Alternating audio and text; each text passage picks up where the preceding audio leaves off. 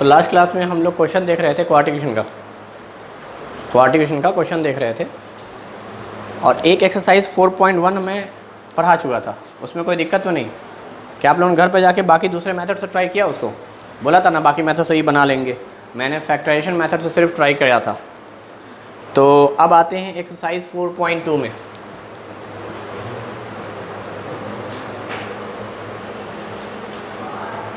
बात को समझिए। पहला क्वेश्चन क्या कह रहा है? Find the root of following quadratic equations by factorisation. Factorisation method से आपको सॉल्व करना है। तो पहला इक्वेशन क्या दिख रहा है? X square minus 3x minus 10 is equal to 0। यही है क्या?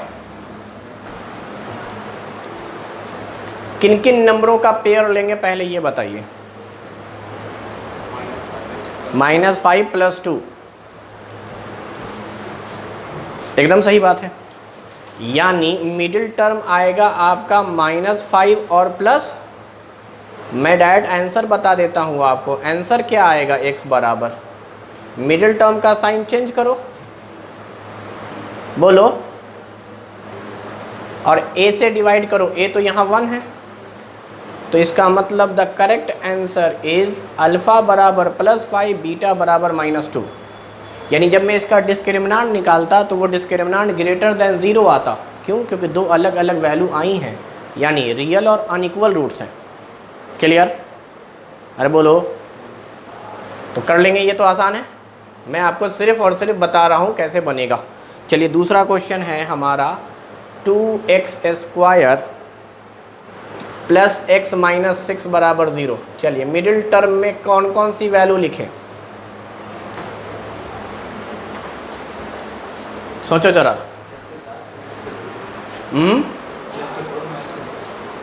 क्योंकि a और c को मल्टीप्लाई कीजिएगा तो 6 दूनी 12 आएगा, तो इसका मतलब 12 लाने का मतलब हुआ 4 और 3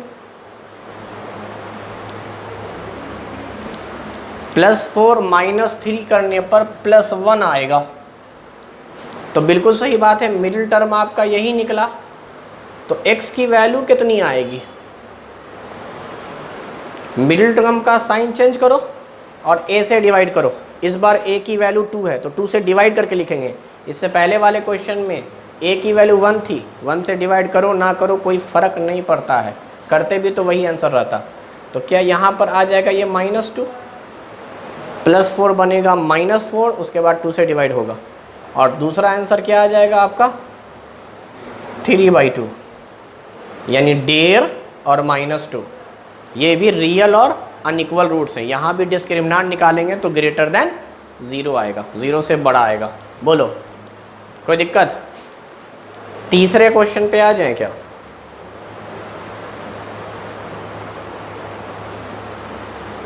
√2x² + 7x + 5 √2 बराबर 0। मिडिल टर्म बोला जाए भाई, मिडिल टर्म +5 + 2, बिल्कुल सही बात है। क्यों होगा? क्योंकि आपको मालूम है 5√2 और ये √2 मल्टीप्लाई होगा तो √2 2 हो गया, 2 × 5 10 हो गया, और 10 लाने का मतलब हो गया 5 और 2 है। नहीं लिखा तो समझाओ प्लस है। 5 और 2 ऐड होकर 7, 5 और 2 मल्टीप्लाई होकर 10। तो भाई मिडिल टर्म जब पता चल गई तो x की वैल्यू नहीं निकल गई। x की वैल्यू कितनी आ गई? -5/√, एक आंसर। दूसरा आंसर क्या आ गया? -2/√। आप इसको आगे भी बढ़ा सकते हैं। क्या करेंगे अब? रेशनलाइजेशन। क्यों? क्योंकि डिनोमिनेटर में रूट नहीं रहता है। रेशनलाइजेशन का मतलब हो गया ऊपर नीचे √2 से मल्टीप्लाई कर दीजिए। ऊपर नीचे √2 से मल्टीप्लाई कीजिएगा तो एक आंसर आएगा -5√2 / 2। या तो आंसर ये है या आंसर ये है। ऊपर नीचे √2 से मल्टीप्लाई कर दीजिए तो ये √2 मल्टीप्लाई होके 2 हो गया, तो फाइनल आंसर आ जाएगा -√2। न्यूमरेटर आपका रूट में हो सकता है, डिनोमिनेटर रूट में नहीं होगा। बोलिए, तो या तो ये दोनों आंसर हैं या ये दोनों आंसर हैं। क्लियर? इसका चौथा बताइए, fourth equation, 2x² minus x plus 1/8 बराबर 0।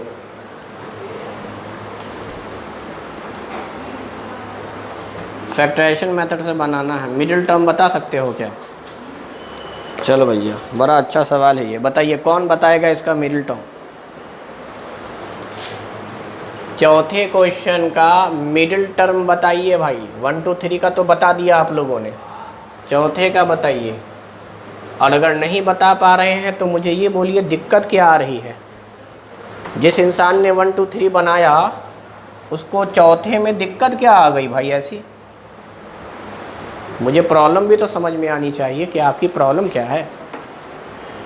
जो लोग बना पा रहे हैं ठीक है बनाएं, जो नहीं बना पा रहे हैं वो बताएं क्या प्रॉब्लम है, कहाँ फंस गए, तब तो इलाज होगा। हाँ, 1/8 आ गया इसलिए नहीं बना पाए, 1/8 आ गया इसलिए नहीं बना पाए। अच्छा, बाकी लोग बना रहे हैं क्या? अच्छा, उसका इलाज कौन करेगा? उसका कहना है 1/8 आ गया, 1/8 आ गया। तो 1/8 नहीं आता तो कर लेता, यानी उसकी बात को थोड़ा सिंप्लीफाई करते हैं। तुमको समझ में नहीं आ रहा है। उसका कहना है फ्रैक्शन में आ गया। 1/8 बोले तो फ्रैक्शन में फंस गया है वो बच्चा। तुम फ्रैक्शन ख़त्म नहीं कर सकते हो तो करो। प्रॉब्लम है तो प्रॉब्लम का सॉल्यूशन निकालो, बेवकूफ़ हो। फ्रैक्शन ख़त्म करके इक्वेशन बदलो। नहीं समझ पाया?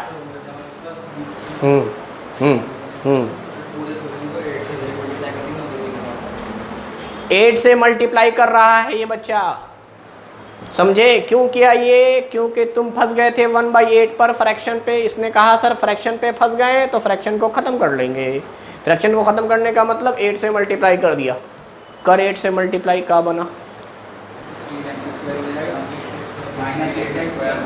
16x² minus 8x plus is equal to 0 में तो कुछ से ही मल्टीप्लाई कर 0 में रहेगा।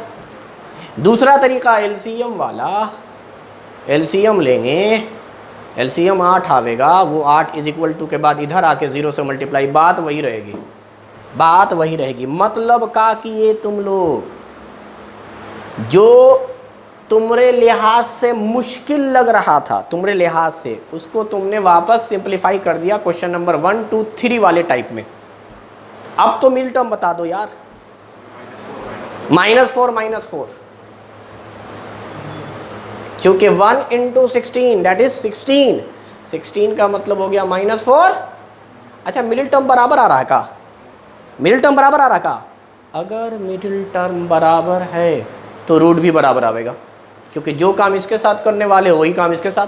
इसका भी साइन चेंज करके ए से डिवाइड, इसका भी साइन चेंज करके ए से डिवाइड। तो अगर मिडिल टर्म की वैल्यू बराबर आई है तो इसका मतलब इक्वल रूट्स आएंगे। इक्वल रूट्स आएंगे मतलब डिस्क्रिमिनेंट 0 है, डी 0 आएगा इसका, या b² डिवाइड बाई 4ac की वैल्यू 1 आएगी। बोलो ना, इक्वेशन क्या होगा? एक पॉइंट पर ग्राफ जो होगा वो एक पॉइंट पे टच करता हुआ निकल जाएगा। और वो पॉइंट कौन होने वाले हैं? वो कौन से पॉइंट होने वाले हैं? बोलो ना जल्दी से, कौन सा पॉइंट होने वाला है वो? 1/16 किस 4? 1/4। क्योंकि ये -4 को तुम उधर ले जाओगे तो +4 होगा, +4 को 16 से डिवाइड करोगे। मैंने कहा था मिडिल टर्म का साइन चेंज करके ए से डिवाइड करेंगे। ए इस बार 16 है, यही अल्फ़ा यही beta, both are same. Alpha भी यही, बीटा भी यही, बोथ वैल्यू इज सेम। बोल भाई हाँ या ना? अच्छा, अब सुनो, इससे निकालना कोई बड़ी बात नहीं थी। तुम यहाँ से फंस जा रहे थे, इसीलिए तुम यहाँ से निकाल रहे थे। मैं चाहता हूँ अगर आप समझ गए तो ठीक, वेल एंड गुड, नहीं तो कोई बात नहीं। मैं क्या चाहता हूँ वो सुनिए। मैं चाहता हूँ कि हम मिडिल टर्म इसी से निकालें जिसमें फंस रहे थे। अगर समझ में आ गया तो अच्छी बात, नहीं आया तो आप उस फ्रैक्शन को इस इक्वेशन में कन्वर्ट करके तब सॉल्व कर लीजिए, क्योंकि हम कर सकते हैं। एलसीएम उलसीएम लेकर 8 से मल्टीप्लाई करके इसको ऐसा बना के उसके बाद सॉल्व कर सकते हैं, no problem at all. Number मिल जाएगा, सही है। चाहे एंट्रेंस हो चाहे एकेडमिक हो, दोनों तरीके से आपको इस मेथड से बनाने पे नंबर मिलेगा। लेकिन अब हम चाह रहे हैं कि नहीं भाई, हम एक चीज़ और सीखें कि भाई फ्रैक्शन वाले का मिडिल टर्म कैसे निकालते हैं, हम ये भी सीखना चाह रहे हैं लगे हाथ। तो जब हम फ्रैक्शन वाले का ही सीखना चाह रहे हैं तो हम इससे इसमें कन्वर्ट नहीं करेंगे, हम यहीं से सीखेंगे। तो क्या है सुनो, क्या ये 1/8 और ये 2 मल्टीप्लाई होगा? ए और सी जैसे होता था, ए और सी जैसे होता था, तो कितना आया मल्टीप्लाई होके? 1/1 का कोई भी एलसीएम लो 1 ही आता है। 4 का मतलब अलग अलग ले रहे हैं, यहाँ पर क्या था 16, तो आप 16 का एलसीएम लेते थे, लेकिन यहाँ पर फ्रैक्शन है तो आप अकेले अकेले एक बार न्यूमरेटर का ले लो, एक बार डिनोमिनेटर का ले लो, एक बार न्यूमरेटर का ले लो, एक बार। देखो बड़ा आसान हो गया बेटा, यहाँ 1 यहाँ 2, यहाँ 1 यहाँ 2, यानी 1/2 1/2। ये 1 वाला जो पेयर बनेगा ऊपर रहेगा, ये वाला नीचे रहेगा, तो एक हिस्सा बना 1/2, दूसरा बना 1/2, एक बहुत आसान सा बन गया। तो आप 1/2 1/2 दोनों को माइनस में रखोगे तो 1 आवेगा। नहीं समझ पाए? एक बार न्यूमरेटर का पेयर बना लो, एक बार डिनोमिनेटर का पेयर बना लो, उसके बाद फ्रैक्शन बना के लिख दो 1/2 1/2। क्योंकि इनका टोटल क्या आया था, 1/4 आया था, 1/4, 2 से मल्टीप्लाई किए 1/8 को, 1/4 हुआ। 1/4 का मतलब हुआ आपको 1 का पेयर बनाना है, 1 का पेयर 1 1 बनता है, और 4 का पेयर 2 2 ही बनता है। तो एक पेयर बना 1/2 यानी आधा, दूसरा बना 1/2 यानी आधा, और दोनों आधा आधा माइनस के साइन के साथ रहेगा, चूँकि -1 लाना है। तो बेटा मिडिल टर्म तुम्हारा यहाँ पर आया था -1/2 -1/2। किसी भी क्वेश्चन में जब मिडिल टर्म आ जाए तो आप उसका साइन चेंज करेंगे और a से डिवाइड कर देंगे। डिवाइड का मतलब डिनोमिनेटर में आ जाएगा, डिवाइड का मतलब डिनोमिनेटर में आ जाएगा। नहीं समझ पाए? अरे बोलो समझ पाए नहीं समझ पाए? आगे जहाँ कहीं भी फ्रैक्शन मिलेगा हम ऐसे ही बनाएंगे, या तो कन्वर्ट करके बना लेंगे या फिर उसी फ्रैक्शन का एलसीएम ले लेंगे। ज़्यादातर फ्रैक्शन में अच्छी बात क्या रहती है, ऊपर 1 आता है। ऊपर अगर 1 आ गया तो 1 का पेयर तो 1 1 ही होगा, बस 4 का पेयर तुमको सोचना था बेटा, और 4 का भी पेयर क्या होता है, 2 2 ही होता है। 1/2 1/2 करके सॉल्व कर लो। आगे जहाँ कहीं भी फ्रैक्शन में फंसेंगे हम लोग ट्राई करने की कोशिश करेंगे इसी मेथड से। मैंने पहले कहा अगर आपको समझ में आ गया फ्रैक्शन में न्यूमरेटर डिनोमिनेटर का अलग अलग पेयर करके कंबाइन करके लिखना, तब तो ठीक है, नहीं तो फिर इसको इसमें कन्वर्ट कीजिए, यहाँ से निकालिए। यानी फ्रैक्शन वाले के लिए आपके पास 2 तरीका है, या तो फ्रैक्शन को आप बिना फ्रैक्शन वाले में कन्वर्ट कर लीजिए पुराने क्वेश्चन की तरह, उसके बाद बना लीजिए, या फ्रैक्शन का ही मिडिल टर्म स्प्लिटिंग मेथड सीखिए। बोलिए समझ में आया? तो फैक्टराइजेशन मेथड में खाली दिक्कत आती है, वरना डिस्क्रिमिनेंट वगैरह में कोई दिक्कत नहीं, वो तो सीधा फॉर्मूला है b² - 4ac अल्फ़ा बीटा, वो तो वैल्यू रख के निकाल लेंगे। तो कुल मिलाकर दिक्कत कहाँ आती है फ्रैक्शन वाले क्वेश्चन को? तो फ्रैक्शन वाले क्वेश्चन को सिर्फ स्प्लिटिंग या फैक्टराइजेशन मेथड में ही दिक्कत आती है आपको, लेकिन मैंने तरीका बताया आपको वो वाला भी, ताकि आप उससे भी बना लें। चलिए आखिर क्वेश्चन देखते हैं।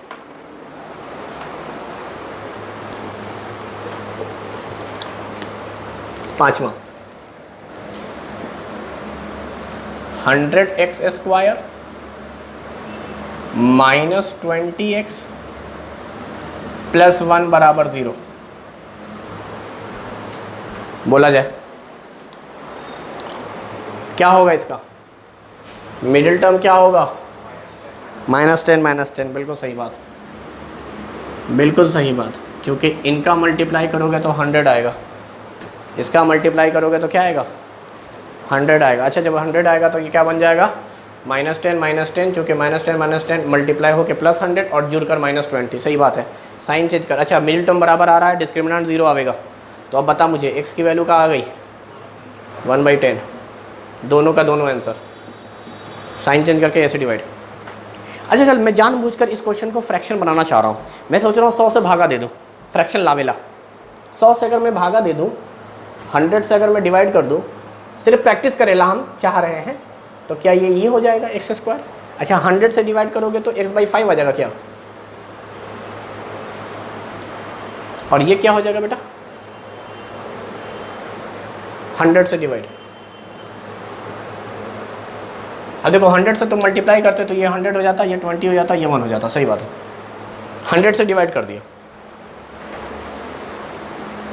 अब ध्यान से सुनो, ये हमारे लिए C है और ये हमारे लिए A है, तो 1 × 1/100 मल्टीप्लाई होकर 1/100 ही होगा।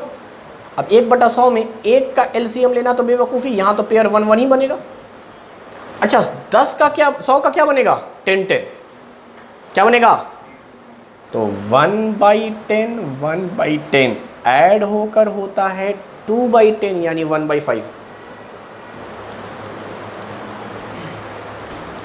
यानी मिडिल टर्म मेरे पास आया -1/10 -1/, मिडिल टर्म बराबर डिस्क्रिमिनेंट 0, साइन चेंज करके A से डिवाइड, A यहाँ 1 है, डिवाइड करोगे आंसर वही।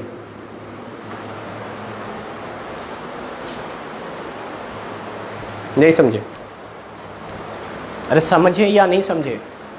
एक और लास्ट बात सुन लो यार, फ्रैक्शन बनाना है तो मैं 100 से क्यों डिवाइड करूं, मैं 20 से डिवाइड करना चाह रहा हूं। मान लो मैं 20 से डिवाइड करना चाह रहा हूं, अगर 20 से डिवाइड करेंगे तो ये क्या बच जाएगा, 20 से डिवाइड करेंगे तो ये क्या बचेगा, और 20 से डिवाइड करने पर ये 1/20, मेरे ख्याल से कुछ ऐसा आया। बोलो हाँ या ना, सिर्फ फ्रैक्शन में लाना सिखाना चाह रहा हूँ मैं। अच्छा इसको वापस एलसीएम लेकर सॉल्व करोगे तो ये हो जाएगा 100, ये हो जाएगा -20, ये हो जाएगा +1, यही रहेगा। ध्यान से देख, क्या इनको मल्टीप्लाई करें ए और सी को, तो क्या आएगा 5/20, 5/20 सॉल्व होता है 1/4, कटेगा 5/20 1/4, 1/2 1/2, और बात सही है 1/2 1/2 ही आता है 1, ये -आधा मिलके हो गया -1। मिडिल टर्म का साइन पता चल गया क्या, मिडिल टर्म का साइन पता चल गया क्या, साइन चेंज करके किससे डिवाइड करेंगे, ए कितना है 5,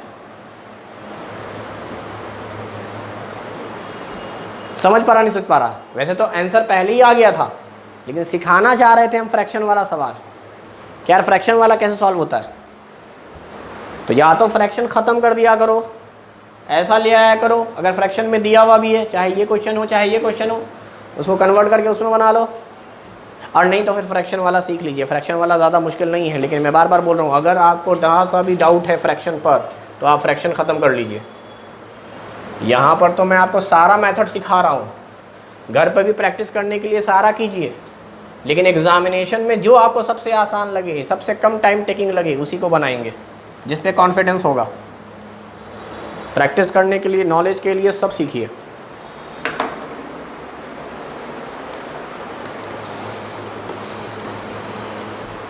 solve the problems given in example 1। अच्छा एग्जाम्पल 1 कहाँ पे है भाई, एग्जाम्पल 1, अच्छा एग्जाम्पल 1 में कह रहा है पेज नंबर 71 पे एग्जाम्पल 1, एग्जाम्पल 1 में लिखा हुआ है represent the following situation mathematically, यानी रिप्रेजेंट करना है, लेकिन वहाँ बोल रहा सॉल्व करना है। तो आपको रिप्रेजेंट वैसे भी नहीं करना, मैंने कहा था जहाँ जहाँ रिप्रेजेंट होगा वहाँ रिप्रेजेंट करने के बाद आप सॉल्व भी कीजिएगा। तो देखिए एग्जाम्पल 1 में 2 पार्ट हैं, ये वैसे क्वेश्चन नंबर 2 है इस एक्सरसाइज का, लेकिन वो कह रहा है एग्जाम्पल 1 को आप सॉल्व कीजिए। तो एग्जाम्पल 1 में हम जब गए तो हमें मिला पेज नंबर 71 पे एग्जाम्पल 1, उसका 2 पार्ट। पहला पार्ट क्या कह रहा है, John and Jeevanti together have 45 marbles, मतलब जॉन और जीवंती के पास मिलाकर 45 मार्वल्स हैं। Both of them lost 5 marbles each, दोनों ने 5-5 मार्वल खो दिए। And the product of their number of marbles they now have 124, अब खोने के बाद जो मार्वल्स बचे हैं दोनों के पास, उनको जब मल्टीप्लाई करते हैं तो 124 होता है। तो बताइए दोनों के पास कितने कितने हैं। बड़ा आसान भाई, ये जॉन है, ये जीवंती है, दोनों के पास कितने थे 45। तो मान लो जॉन के पास x हैं तो जीवंती के पास 45 माइनस x होगा का, दोनों के पास ना 45 हैं, एक के पास x तो दूसरे के पास कितना 45 में से जो घटा दो वो दूसरे के पास बचा। अब देखो क्वेश्चन इनको नहीं बोल रहा मल्टीप्लाई करने को, ये तो शुरू में था दोनों के पास, दोनों ने अपने 5-5 मार्वल्स खो दिए। तो after losing 5 marbles John have x - 5 marbles and Jeevanti have 40 - x। 5 घटा दिया, -5 घट गया तो 45 में से 5 घटा तो 40। इनका प्रोडक्ट 124 है बेटा। समझ पाए ना? समझ पाए? एकदम आसान है। जॉन और जीवंती के पास 45 मार्वल हैं मिलाकर, यही तो है। इन दोनों को ऐड करोगे 45 होगा। एक के पास x माना, दूसरे के पास 45 - x। दोनों ने 5-5 मार्वल्स खो दिए, दोनों ने 5-5 खो दिए। उसके बाद खोने के बाद उनको मल्टीप्लाई किया गया, प्रोडक्ट किया गया, तो वो प्रोडक्ट की वैल्यू 124 है। बोला जाए अब तो सॉल्व कर लेंगे भाई, इक्वेशन बन जाएगा। x को 40 से 40x, x को x से x², 5 चौके 20, माइनस प्लस 5x बराबर 124। x में 40 से 40x, x में x है -x², -5 × 40 20, माइनस प्लस 5x = 125। कितना आंसर आ गया? -x² plus 5x, sorry plus 5x और 40x 45x। इन दोनों का काम ख़त्म, इनका काम ख़त्म। 124 को उठाकर इधर ले आए, कितना हो गया? -124 और ये 324। बोलो बेहतर क्या रहता है?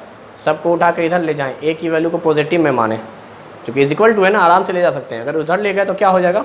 यही x² पॉजिटिव, ये 45 वाला हो जाएगा -45x प्लस 300। चलो मिडिल टर्म बताओ जल्दी से, सारा खेल तो मिडिल टर्म का है।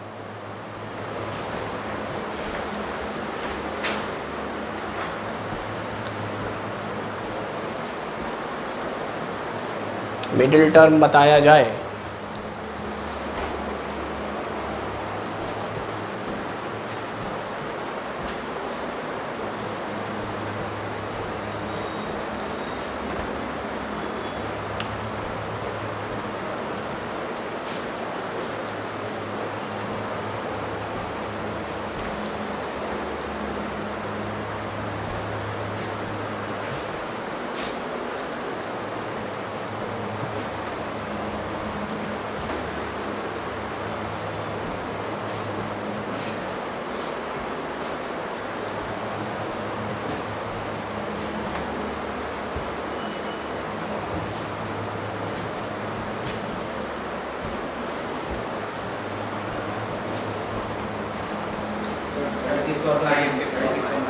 और 36 और 9 सही बात है।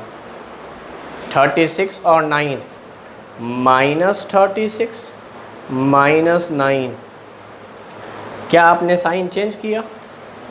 तो ये कितना हो गया? 39 / 1 यानी 39 और 9, सॉरी 36 है, 36 गलती से कहा गया, 36 ही है। हाँ 36 और 9, 36 और 9। तब सोचने वाली बात है, अगर जॉन के पास 36 है तो उस वक्त 45 में से 36 घटा दो यानी 9 होगा जीवंती के पास।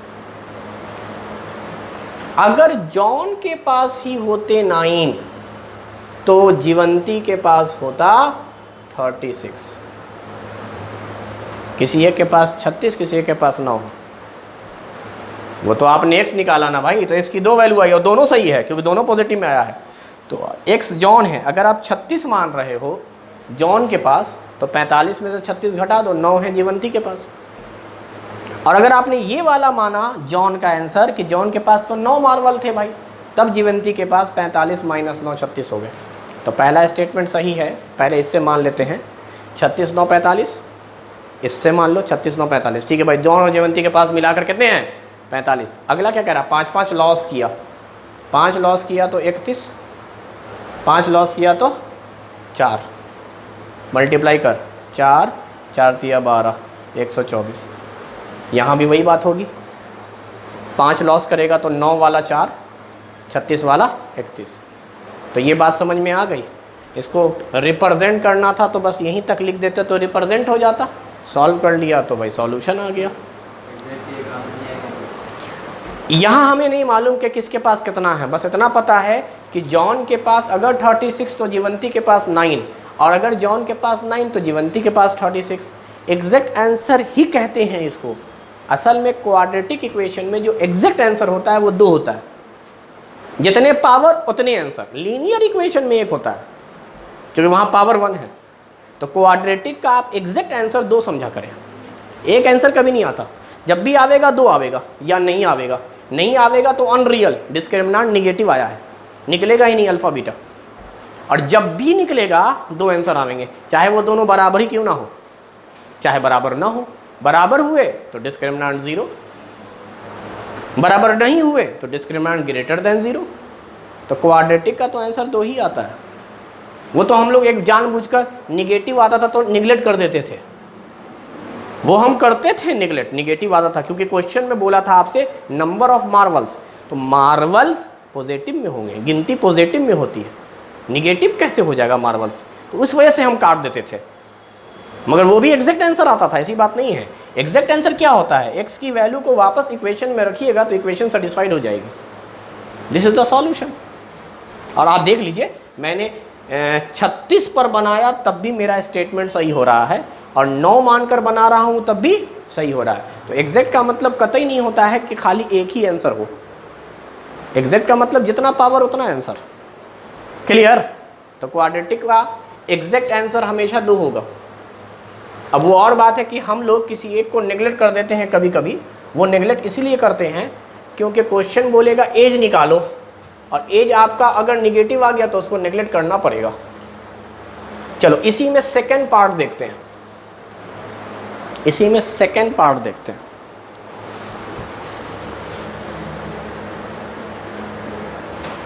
ए cottage industry produce certain number of toys in a day. कोई इंडस्ट्री है, मान लो खिलौना बनाने वाली, वो खिलौना बनाती है। The cost of production of each toy, हर खिलौने की जो कीमत है, was found to be 55 minus the number of toy produce in a day. On a particular day, the total cost of production was 750. What would you like to find the number of toy produced in a day? समझ में आई बात? समझ में आया?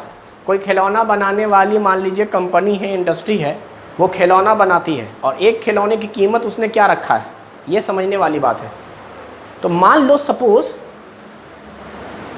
Number of toy, दिन भर में वो कंपनी या इंडस्ट्री कितने खिलौने बनाती है भाई? एक्स। मान लो 10 खिलौना बनाती है, यही तो है, वो रोज बना रही है खिलौना, तो कुछ बना रही होगी नंबर, सर्टेन नंबर, तो एक्स खिलौना बना रही है। अब सुनो, कीमत क्या उसने रखा है, कॉस्ट या प्राइस ऑफ ईच टॉय, हर खिलौने की कीमत उसने कहा 55 रुपया माइनस जितना खिलौना बना है। उसने फिक्स किया एक सिस्टम, उसने कहा देखिए मैं दिन भर में जितना खिलौना बनाता हूँ ना, 55 रुपये में से खिलौने के नंबर को माइनस कर देता हूँ तो एक खिलौने की कीमत निकल जाती है। यही था स्टेटमेंट, इसलिए बोल रहा हूँ क्वेश्चन को पढ़ेंगे बार बार। मैं दोबारा से रिपीट करता हूँ उस स्टेटमेंट को जिस पर ये बात लिखी है। क्या कह रहा है, the cost of production of each toy was found to be 55 minus the number of toy produce in a day. समझे ना समझे? स्टेटमेंट समझ में आया? तो यही तो है कि उसने खिलौना बनाया एक्स एक दिन में, number of toys produce in a day है एक्चुअली, ये number of toy produce in a day x. तो कॉस्ट ऑफ ईच टॉय क्या आ गया, 55 माइनस जितना खिलौना बना है। अब कह रहा है एक दिन का टोटल कॉस्ट 750 रुपये। तो टोटल कॉस्ट क्या होता है, टोटल कॉस्ट क्या होगा, 750 रुपये जो है तो वो क्या होगा भाई, एक खिलौने की कीमत इनटू जितना खिलौना बनाया गया, number of toy into cost of each toy, मिलाकर बन जाएगा टोटल कॉस्ट। यहाँ से लीनियर इक्वेशन बन जाएगा, सॉरी क्वाड्रेटिक इक्वेशन बन जाएगा। कैसे बनेगा भाई, तो देखो 750 बराबर 55x minus x square, x square को इधर ले आओ, एक्स स्क्वायर प्लस में माइनस 55x प्लस 750, जल्दी से बता मिडिल टर्म। 25 और 30, इसका मिडिल टर्म आएगा 25 और 30, दोनों माइनस में होंगे, हाँ के ना। तो यहां पर भी जो x की वैल्यू आई वो दो आंसर आया, या तो 25 खिलौना रोज बनता है या 30 खिलौना रोज बनता है, या तो रोज 25 खिलौना बनता है या रोज 30 खिलौना बनता है। अब सोच, अगर रोज 25 खिलौना बनता है, रोज 25 खिलौना, तो एक खिलौने की कीमत क्या हो जाएगी, 55 में से 25 घटा दे, 30 रुपए में एक खिलौना, और टोटल खिलौना कितना बन रहा है 25, तो 750 रुपए का तो हुआ 25 या 75। अच्छा, अगर रोज बनता 30 खिलौना, क्योंकि x की दोनों वैल्यू आई थी भाई, x मतलब number of twice, number of twice 25 भी है, नंबर ऑफ ट्वाइस 30 भी है, तो या तो 25 है या 30 है। अगर नंबर ऑफ ट्वाइस 25 है तो कीमत आ गई 30 रुपये, और अगर नंबर ऑफ ट्वाइस था 30 तब कीमत आवेगी 55 माइनस 30, 25 रुपये। सही बात है, प्रोडक्शन हो गया 750 रुपये का। तो कभी कभी आंसर दोनों पॉजिटिव आता है तो दोनों लेना पड़ता है भाई, और दोनों लेकर क्रॉस चेक कर लो, सही बात है। तो नंबर ऑफ ट्वाइस की कीमत, नंबर ऑफ ट्वाइस आ रहा है 25 और 30, और कीमत आ रही है 30 और 25। जिस वक्त 25 टॉय दिन भर में बनते हैं उस वक्त कीमत 30-30 रुपया है, और जिस दिन 30 टॉय बनता है उस दिन कीमत 25-25 रुपया होती है। टोटल कॉस्ट अभी भी 750 ही होगा हर रोज़ का, चाहे खिलौना आप 25 बनाओ या 30 बनाओ। क्यों? क्योंकि हर खिलौने की कीमत आपने घटा दी ना। 25 बनाया था तो 30 रुपये में बेच रहे थे, और जब आपने 30 बनाया तो 25 में बेच रहे हैं। कोई दिक्कत? अरे बात समझ में आई ना आई? तो ये क्वेश्चन नंबर 2 हमने बना लिया।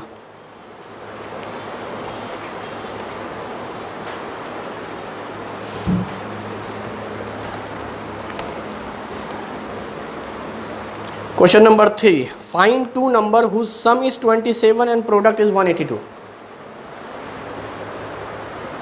एकदम आसान है। क्या बोल रहा है भाई? 2 नंबर हैं, उनका सम कितना है? उनका सम कितना है? 27। इसका मतलब एक नंबर x तो दूसरा 27 माइनस x। अब फिर दोनों को मल्टीप्लाई कर देंगे। अरे कर लेंगे। 2 नंबर बोला है, बस लगातार उतार नहीं बोल रहा, बस 2 नंबर बोल रहा है, फर्स्ट नंबर और सेकंड नंबर। एक नंबर x है तो दूसरा का हो गया 27 माइनस x। दोनों मिला करना होता है 27, तो कह रहा है दोनों का प्रोडक्ट कितना हो रहा है? 182। जुड़कर 27 होंगे और मल्टीप्लाई हो कितना होगा? 182। अब जरा देख लें, 27x minus x square is equal to 182। Minus में उठा कर इधर ले जा, यहाँ बचा हुआ 0। X square minus 27 plus 182, middle term कितना कितना आ गया? 13 14। अरे 182 का ले लेना एलसीएम रे, 2 से 13 सते 14 और 13 27। क्या दोनों आंसर हो गए? 14 एंड 13 x की वैल्यू। पहला नंबर अगर 14 है तो दूसरा 13 होगा। 27 में से 14 गया ना तो 13 बचा। सही बात है, दोनों नंबर मिलाकर हो रहे हैं 27 और दोनों का मल्टीप्लाई करेंगे तो हो जाएगा 182। अच्छा, या पहला नंबर 13 तो दूसरा नंबर 14, क्योंकि अगर x की वैल्यू 13 है तो 27 में से 13 घटा दे तो 14। तो जो जब पॉजिटिव में आवेगा बेटा तो सब लिखेंगे, सारी कंडीशन लिखेंगे। पहले आप एक आंसर मानेंगे, कौन सा आंसर? 14 मानकर दोनों नंबर निकालें, फिर 13 मानकर दोनों नंबर निकालें। दोनों नंबर क्या क्या होंगे ये पता था, करना था आपको।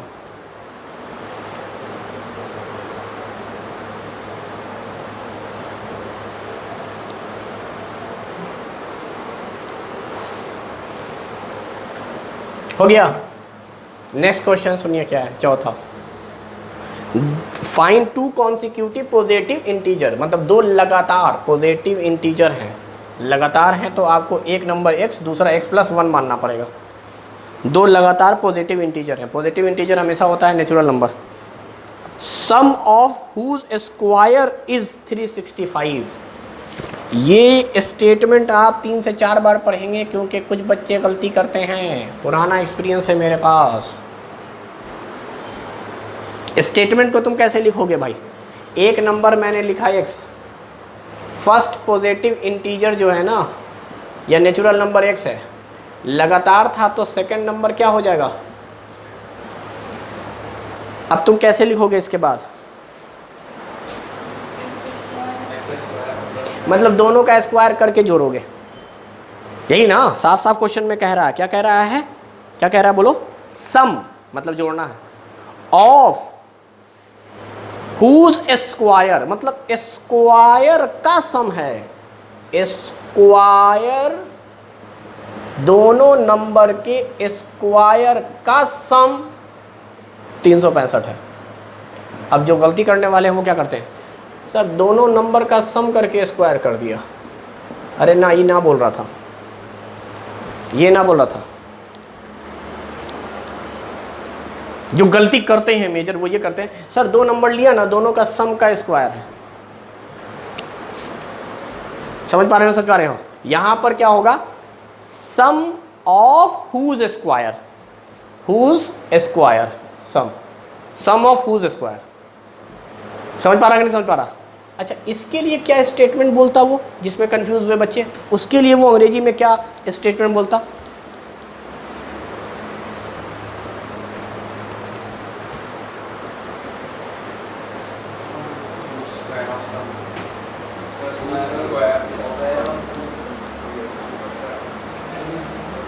अंग्रेजी भी कमजोर है तेरी,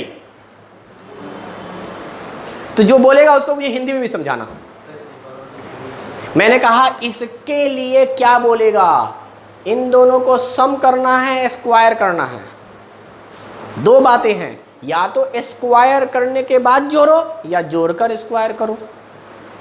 अरे भाई जोड़ दो ना, this is first number, this is second number, जोड़ कर स्क्वायर करो या पहले स्क्वायर करो फिर जोड़ो।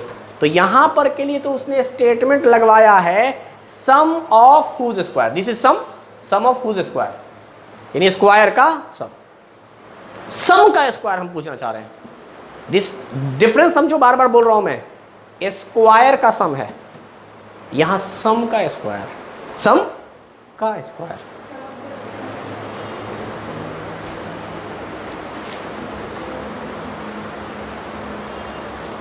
अरे बोलो, सही बात है, सम ऑफ स्क्वायर, बार बार ही तो बोल रहे हैं। अरे सम का स्क्वायर, तो का के लिए of, sum of square, whose नहीं लिखा हुआ है, सिर्फ सम ऑफ स्क्वायर। माइन्यूट सा डिफरेंस है, लेकिन क्वेश्चन का आंसर गलत आ जाएगा अगर आपने ऐसा किया। इसलिए बोल रहा हूं, बार बार बच्चे ऐसा कर जाते हैं। हुज स्क्वायर का मतलब हुआ आप पहले नंबर का स्क्वायर कीजिए उसके बाद जोड़िए, तो सम ऑफ हुज, बस इस हुज की वजह से ऐसा लिखा गया। अगर वो हुज ना होता, सम ऑफ स्क्वायर होता तो ऐसा करते। सम ऑफ स्क्वायर का मतलब ये हो रहा है पहले सम करो फिर स्क्वायर करो। अरे बोलो ना, इसको कहेंगे सम ऑफ हुज स्क्वायर, कि इसका स्क्वायर इसका स्क्वायर, इन दोनों के स्क्वायर का सम। अरे बोलो, दूसरा इसको, इसी को दूसरे तरीके से कैसे बोलेंगे? Square of sum, square of sum, square का जोड़। तो भाई नंबरों का स्क्वायर फिर जोड़, जैसे यहां बोला हम लोगों ने, क्या बोला?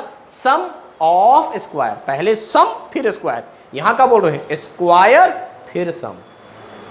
तो दोनों तरीके से बोला जाता है, स्क्वायर ऑफ सम या सम ऑफ हुज स्क्वायर। तो खैर ये है सवाल भाई। अब तो क्वेश्चन कर लेंगे। X square a plus b का whole square, a square plus 2ab plus b square बराबर 365। X square 2x square plus 2x इधर आवेगा तो क्या होगा? 364। दो कॉमन निकालने का, रिड्यूस करेला, x square plus x minus कितना हो जाएगा? ये 182। 182 का मतलब 13 और 14 अभी निकाला था ना, तो x की वैल्यू क्या आएगी +14 -13। देख एक आंसर तेरा आ रहा है -14, दूसरा आंसर आ रहा है +13। -14 नहीं लेंगे, क्यों? क्योंकि क्वेश्चन में कहा था पॉजिटिव इंटीजर। तो पहला नंबर का निकल कर आया 13, फर्स्ट नंबर इज 13, तो सेकंड नंबर क्या आ गया 14। 13 और 14 यही हैं, दो लगातार नंबर हैं 13 और 14, 13 और 14।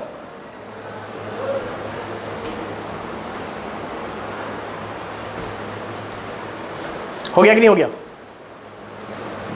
चलिए पांचवा क्वेश्चन क्या है भाई?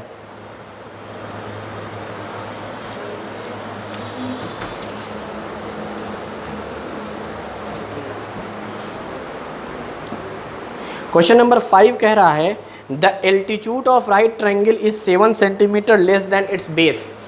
एल्टीट्यूड का मतलब होता है परपेंडिकुलर हाइट, यानी कोई राइट एंगल ट्रायंगल है, बोलो ये एल्टीट्यूड है और ये बेस है। बेस अगर आपने x माना तो एल्टीट्यूड 7 कम है।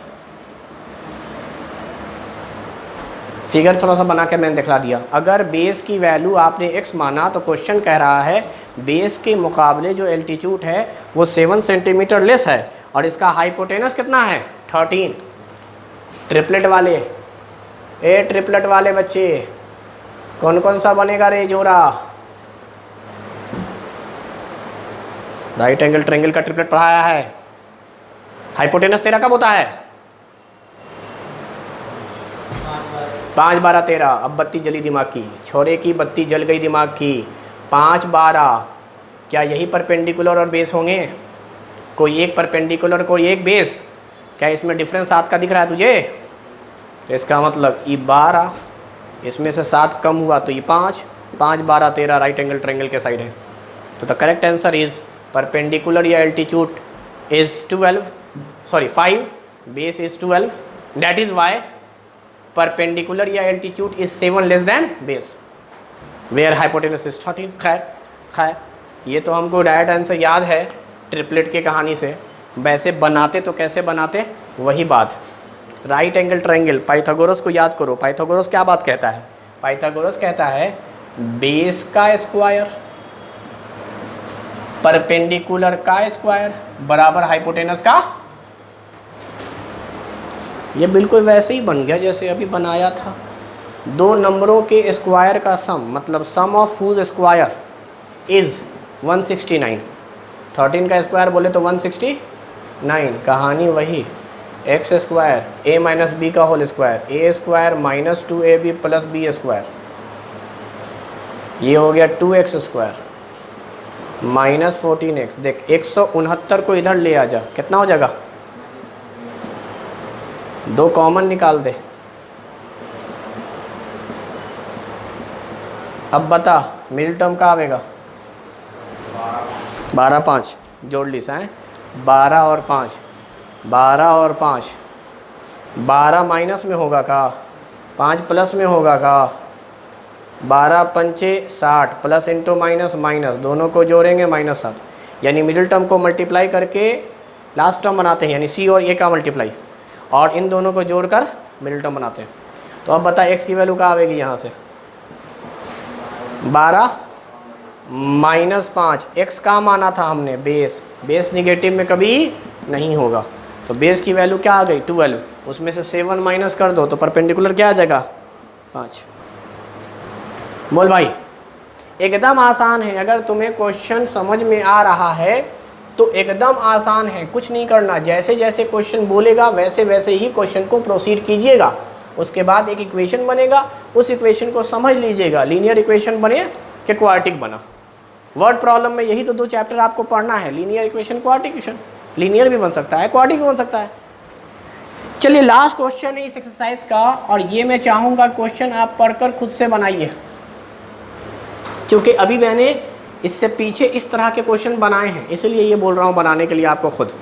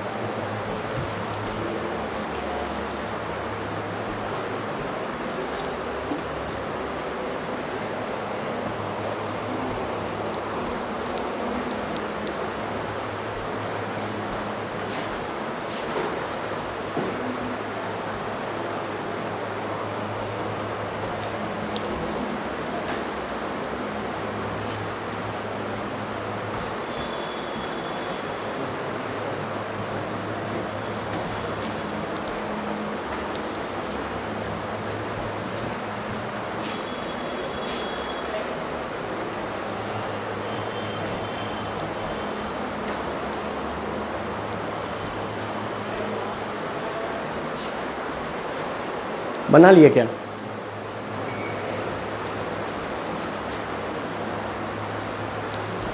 क्वेश्चन समझ में आया? क्वेश्चन समझ में आया?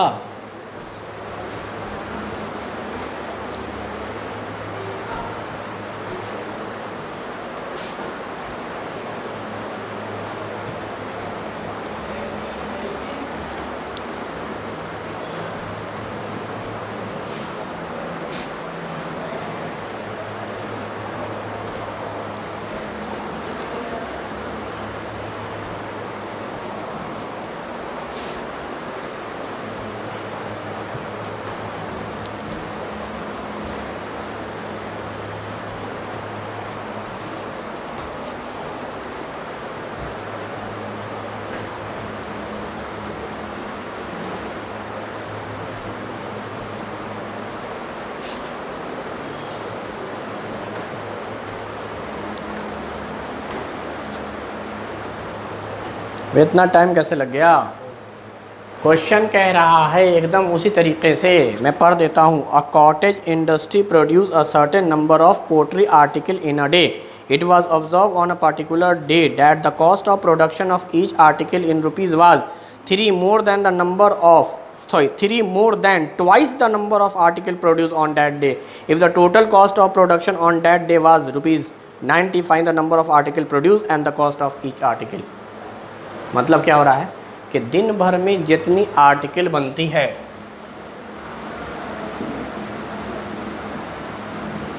दिन भर में जितने आर्टिकल्स बनते हैं, मान लो x बने, तो कॉस्ट या प्राइस जो है ईच आर्टिकल का, बस यही तो ध्यान देना है, कितना है, तो 3 more than the twice of number of article produce on that day. मतलब दिन भर में जितना भी आर्टिकल बनता है, एक आर्टिकल की कीमत कितनी होती है? 2 गुने से 3 ज़्यादा. साफ साफ क्वेश्चन ही कह रहा था, 3 more than the twice number of article produce on that day. अब इन दोनों को मल्टीप्लाई कर दो, क्योंकि एक आर्टिकल की कीमत इतनी, टोटल इतनी आर्टिकल बनी है, तो कीमत कितना आता है? 90 रुपया. लीजिए पकड़िए. तो क्या करेंगे, टोटल कॉस्ट जो है एक दिन का वो 90 रुपीज़ है, और टोटल कॉस्ट बराबर क्या हो जाएगा? Cost of each article into total article. 3x plus 2x square.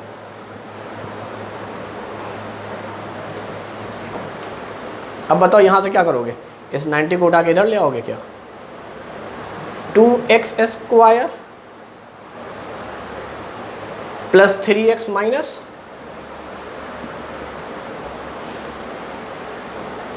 बोलो मिडिल टर्म क्या लिखे तुम?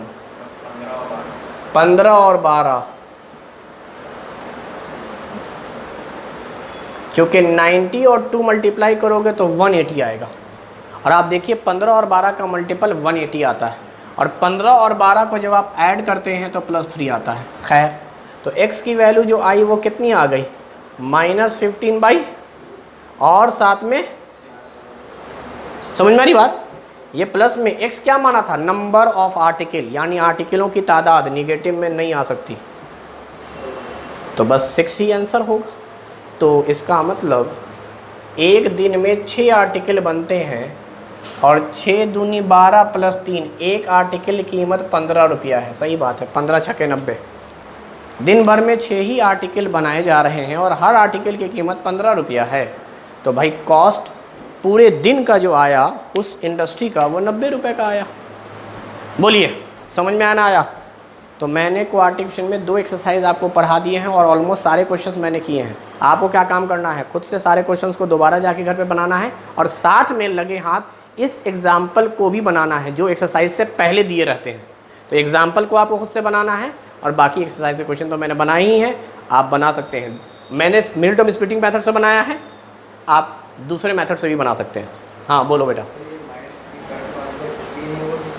बिल्कुल सही बात है, दोनों बात होगी यहाँ पर. तो दोनों रीज़न है, एक निगेटिव हुआ इस वजह से नहीं हुआ, और दूसरी बात फ्रैक्शन हो गया इस वजह से भी नहीं हुआ.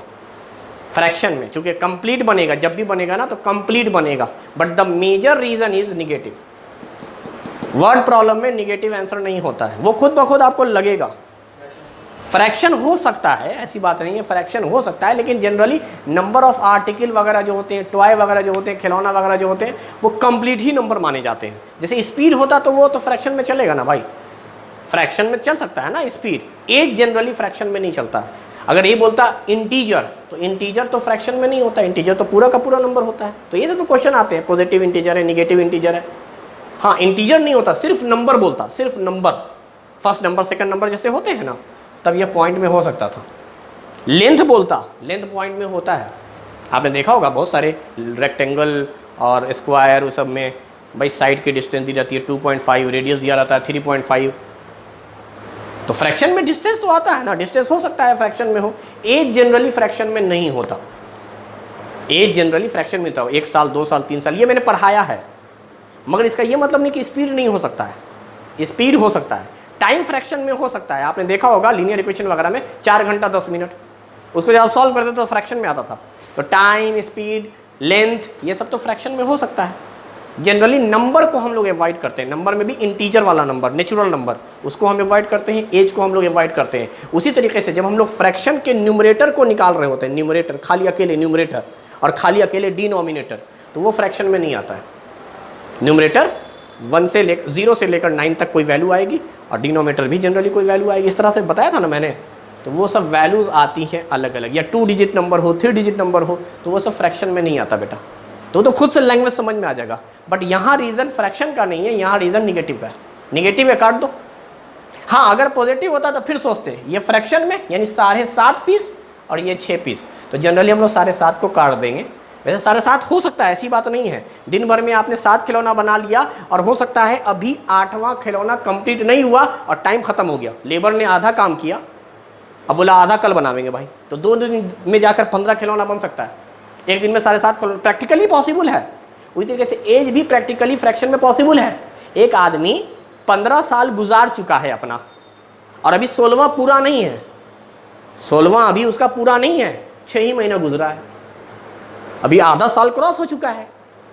मान लीजिए वो पैदा हुआ है 31 दिसंबर को, तो वो अपना बर्थडे 31 दिसंबर को बनाएगा, लेकिन 31 दिसंबर हो चुका, 15 साल हो गया, अब आप पहुंच गए हैं जुलाई में या जून में, तो ऐसा थोड़ी कहेंगे कि 15 साल का है। 15 साल का तो 31 दिसंबर को हो गया, अब वो जनवरी गुजार चुका, फरवरी, मार्च, अप्रैल, मई, जून में आ गया, तो आप कह सकते हैं ना उसको कि वो 15.5 साल का है। तो प्रैक्टिकली पॉसिबल है, जनरली मैथ में ऐसा होता नहीं है। मैथ में पूरा 15 नहीं तो पूरा 16 लेते हैं, पॉइंट 1 में नहीं लेते। समझ पा रहे हो, नहीं समझ पा रहे हो? तो यहाँ पर रीज़न निगेटिव है। फ्रैक्शन उतना अच्छा रीज़न नहीं माना जाएगा, मगर नंबर तो निगेटिव में नहीं आ सकता ना, इस वजह से काटा गया है। और कुछ? तो मैं ये बता रहा था आपको कि एक्सरसाइज का क्वेश्चन तो आपको करना ही करना है, साथ में एक्सरसाइज से पहले जितने भी एग्जाम्पल दिए गए हैं वो सब भी आपको करने हैं। उसमें जो डाउट आता है वो आप पूछ सकते हैं। क्लियर?